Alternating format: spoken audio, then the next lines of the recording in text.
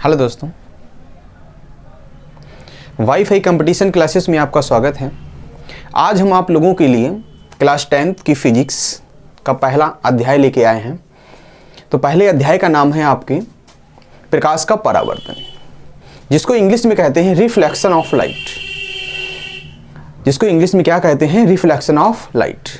तो reflection of light में सबसे पहली हेडिंग है आपकी प्रकाश, मतलब व्हाट इज लाइट, प्रकाश क्या है। तो आइए समझते हैं कि प्रकाश क्या होता है। बेटा, प्रकाश एक प्रकार की ऊर्जा है जिसकी उपस्थिति में हमें वस्तुएं दिखाई देती हैं। अर्थात प्रकाश कैसा होता है? अदृश्य होता है। अर्थात प्रकाश अदृश्य होता है। प्रकाश क्या है? प्रकाश एक प्रकार की ऊर्जा है जिसकी उपस्थिति में हमें वस्तुएं दिखाई देती हैं। अगर प्रकाश ना होता तो हम किसी वस्तु को नहीं देख पाते।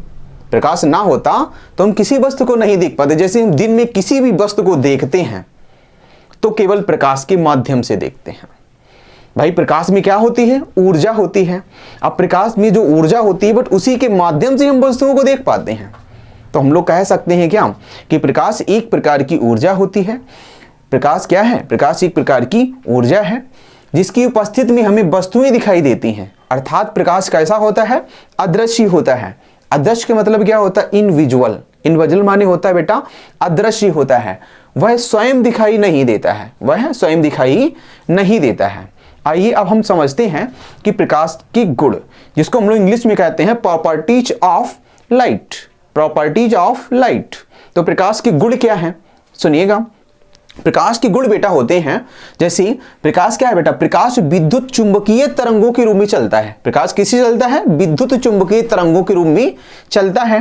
फिर देखो अगला गुण इसका क्या हो जाता है? प्रकाश निर्वात में भी चल सकता है। निर्वात का मतलब होता है जहां वायु उपस्थित ना हो। जहां वायु उपस्थित ना हो तो प्रकाश निर्वात में भी चल सकता है। तो निर्वात में प्रकाश की चाल होती है 3 × 10⁸ मीटर प्रति सेकंड। निर्वात में प्रकाश की चाल कितनी होती है?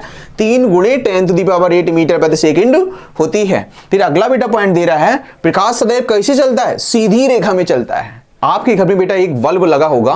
बल्ब जब हम बेटा दूर से देखते हैं तो हमको क्या लगता है कि एकदम सीधी रेखा निकल रही हो। तो वही जब भी देखना कभी प्रकाश होता है तो वो कैसे चलता है? हमेशा बेटा सीधी रेखा में चलता है। प्रकाश कैसे चलता है? सदैव सीधी रेखा में चलता है। फिर देखिएगा प्रकाश में क्या कह रहा है? प्रकाश में ऊर्जा होती है। तो प्रकाश मतलब ऊर्जा के रूप में चलता है। ये बात तो बिल्कुल रियल है ना। प्रकाश कैसे चलता है? ऊर्जा के रूप में चलता है। जब ऊर्जा के रूप में चलता है तो प्रकाश ऊर्जा के रूप में कैसे चलता है? यह प्रकाश ऊर्जा के रूप में क्या करता है? छोटे छोटे बंडलों के रूप में चलता है। मतलब हम लोग कह सकते हैं जैसे ये छोटे छोटे बंडल होंगे तो इनके रूप में बेटा प्रकाश चलेगा। जब इनके रूप में प्रकाश चलता है तो इन छोटे छोटे बंडलों को पता है क्या कहा जाता है? इन छोटे छोटे बंडलों को बेटा फोटान कहते हैं। क्या कहते हैं? फोटान कहते हैं। और जब कोई किरण बेटा सीधी अगर निकलती है तो आपतित किरण फोटान की ऊर्जा कितनी होती है? तो बेटा आपतित किरण फोटान की ऊर्जा होती है E = h न्यू होती है। क्या होती है? E = h न्यू होती है। जहां E पता है क्या होता है? जहां E बेटा होता है प्लांक नियतांक। इस प्लांक नियतांक का मान होता है 6.6 × 10⁻34 गुणे जूल सेकंड।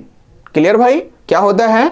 6.6 × 10⁻34 जूल सेकंड होता है ना। अब देखो क्या कह रहा है? प्रकाश में ऊर्जा होती है। फिर आगे देखिएगा बेटा, प्रकाश की तरंगदैर्घ्य कितनी होती है? 3900 एंगस्ट्रॉन से 7800 एंगस्ट्रॉन तक होती है। 3900 एंगस्ट्रॉन से 7800 एंगस्ट्रॉन तक होती है। आप लोग शायद जानते होंगे बेटा, एक एंगस्ट्रॉन बराबर कितना होता है? एक एंगस्ट्रॉन बराबर बेटा होता है, एक एंगस्ट्रॉन बराबर 10⁻⁻10 मीटर होता है। कितना होता है? एक एंगस्ट्रॉन बराबर 10⁻⁻10 मीटर होता है। क्लियर भाई? आपके 5 गुण हो जाते हैं। तो देखिएगा अगली आपकी हेडिंग बनेगी, क्या होती है बेटा? प्रकाश का परावर्तन। क्या होती है? प्रकाश का परावर्तन। मतलब इसको इंग्लिश में कहते हैं रिफ्लेक्शन ऑफ लाइट। क्या कहते हैं? रिफ्लेक्शन ऑफ लाइट, कि प्रकाश का परावर्तन। तो प्रकाश का परावर्तन क्या होता है आइए समझते हैं। तो देखिएगा ये प्रकाश का परावर्तन है तो क्या होता है? ये आपतित किरण होती है, ये परावर्तित किरण होती है। ये क्या बेटा कह रहा है? अभिलंब होता है। ये क्या है? चिकना पृष्ठदार तल। तो हम लोग कह सकते हैं आने वाली किरण बेटा क्या कहलाती है? आपतित किरण होती है। जो बेटा किरण जाती है उसको बोलते हैं परावर्तित किरण, मतलब इससे टकराकर वो वापस हो गई, तो वापस हो गई उसको क्या कहा जाता है बेटा? परावर्तित किरण कहा जाता है। जब इसको बेटा परावर्तित किरण कहा जाता है तो इसके बीच में एक बेटा अविलंब बनता है। तो यहां से बेटा कैसे होता है? चिकने पृष्ठदार तल के बेटा कैसे अविलंब होता है? ये हमेशा होता है 90 डिग्री पे होता है। कैसे होता है? 90 डिग्री पे होता है। जब ये 90 डिग्री पे होता है तो हम लोग कह सकते हैं जब कोई प्रकाश की किरण किसी चिकने पृष्ठदार तल से टकराकर, जब कोई प्रकाश की किरण किसी चिकने पृष्ठदार तल से टकराकर क्या करती है बेटा? वापस उसी माध्यम में लौट जाती है। वापस उसी माध्यम में लौट जाती है, प्रकाश का परावर्तन कहलाता है। क्या कहलाता है? प्रकाश का परावर्तन कहलाता है। यही देखिएगा, जब कोई प्रकाश की किरण किसी चिकने पृष्ठदार तल से टकराकर वापस उसी माध्यम में लौट जाती है, वापस उसी माध्यम में लौट जाती है, प्रकाश का परावर्तन कहलाता है। अब देखिएगा, इसके चित्र के माध्यम में और भी कुछ थोड़ा जान लेते हैं। क्या होता है? हमने अभी आपको बताया था, आने वाली किरण को हम लोग क्या कहते हैं? आपतित किरण कहते हैं। जाने वाली किरण को हम लोग क्या कहते हैं? परावर्तित किरण कहते हैं। इनके बीच में जो अविलंब होता है उसको क्या कहा जाता है बेटा? ओवी कहा जाता है। देखिए बेटा, ये जो अविलंब है ना, इसको क्या कहा जाएगा? ओवी कहा जाता है। तो देखिएगा चित्र में एवी क्या है बेटा? प्रकाश की किरण। तो प्रकाश की किरण कौन सी होती है बेटा? आपतित किरण को बोला जाता है प्रकाश की किरण। तो चित्र में एवी प्रकाश की किरण जब देखो बेटा जब CD चिकने पृष्ठदार तल से टकराती, ये रहा बेटा चिकना पृष्ठदार तल, इसको बोलते हैं चिकना पृष्ठदार तल। जब CD चिकने पृष्ठदार तल से टकराती है तो क्या कहलाती है बेटा? आपतित किरण कहलाती है। अब बेटा ध्यान से सुनिएगा, जब बेटा CD पृष्ठ से टकराकर वापस उसी माध्यम में चली जाती है, क्या कहलाती है बेटा?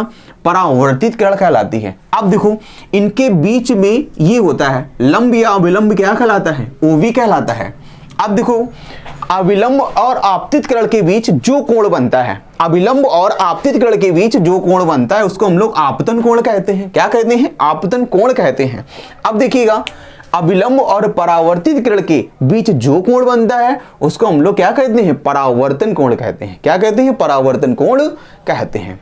अब देखिए, आपतित किरण और परावर्तित किरण जिस बिंदु पर आपतित होती हैं, जिस बिंदु पर आपतित होती हैं, तो क्या कहा जाता है? उसको बेटा आपतन बिंदु कहा जाता है। क्या कहा जाता है? आपतन बिंदु कहा जाता है।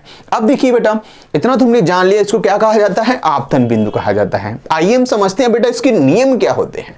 तो नियम भी हम लोग जान लेते हैं। तो नियम बेटा इसका होता है, सबसे पहला आपतित किरण और बेटा दूसरा परावर्तित किरण। आपतित किरण, परावर्तित किरण और ये अविलंब, ये देखिए बेटा एक ही बिंदु से निकले हुए हैं। कहां से हैं? एक ही बिंदु, मतलब आपतित किरण जहां पे आई है परावर्तित किरण भी वैसे ही लौट गई है ना।